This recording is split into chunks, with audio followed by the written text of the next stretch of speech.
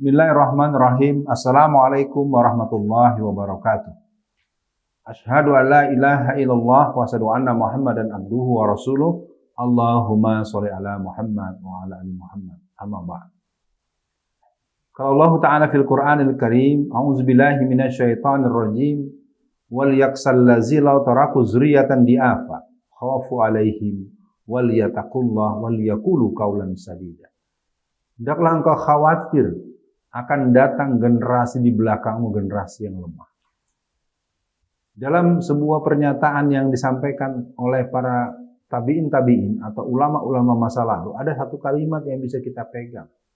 Didiklah anak-anakmu karena mereka akan berada pada zaman yang berbeda dengan zaman. Pada penyampaian kali ini kita akan mencoba memberikan satu tema yang agak panjang, peran orang tua dalam mendidik anak untuk menghadapi era akhir zaman. Jadi kata kuncinya adalah menyiapkan generasi akhir zaman. Di sini kita akan memberikan fungsi utama kepada para orang tua.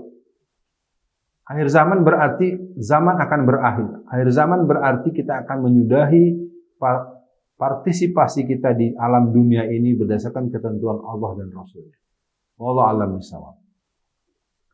Maka menghadapi akhir zaman yang tanda-tandanya semakin menguat, menuntut kita untuk melakukan sesuatu. Maka pada kajian kali ini kita mencoba mempertegas beberapa hal. Orang tua menyiapkan generasi akhir zaman, maka berarti secara tidak langsung orang tuanya pun ikut bersiap menghadapi akhir zaman yang boleh jadi mereka akan menyaksikannya atau mereka lebih dahulu meninggalkan dunia ini diisi nanti oleh anak cucu mereka yang menghadapi.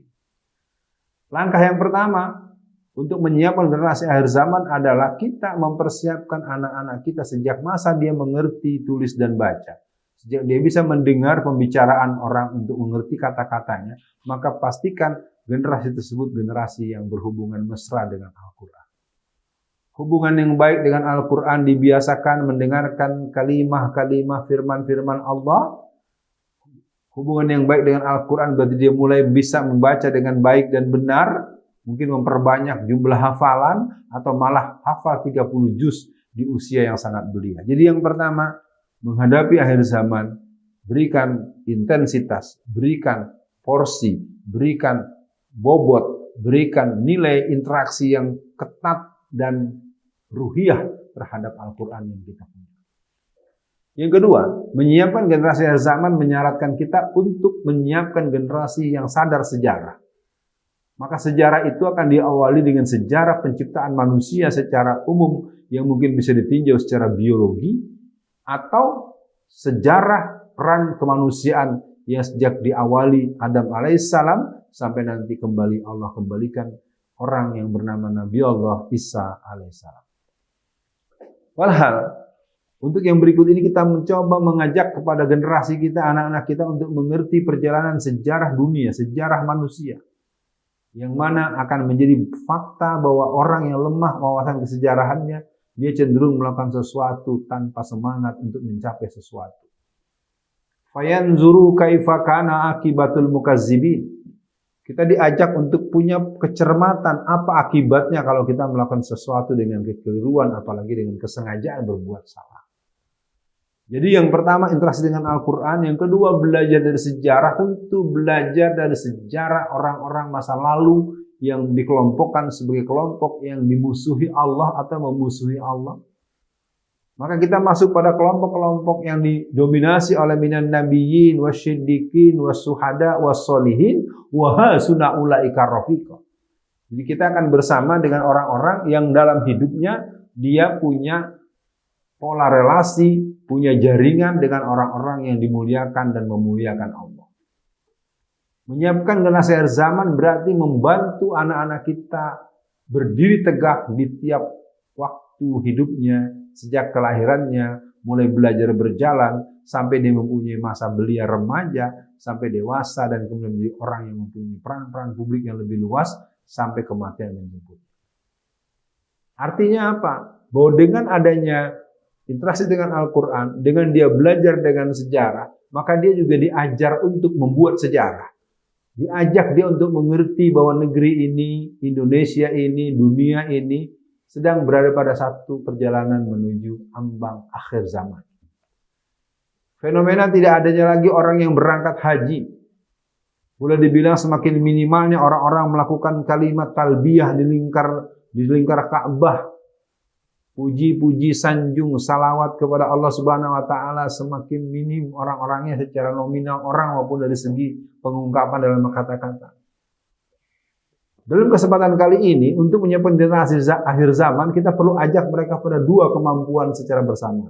Kemampuan teknologi tinggi, teknologi ultra modern, teknologi sophisticated, yang bersama dia juga mendapatkan pembelajaran dan pembiasaan sebagai orang yang berada di akhir zaman, di mana seluruh alat teknologi tidak berfungsi lagi, maka mereka kembali menjadi orang-orang yang bertempur secara klasik.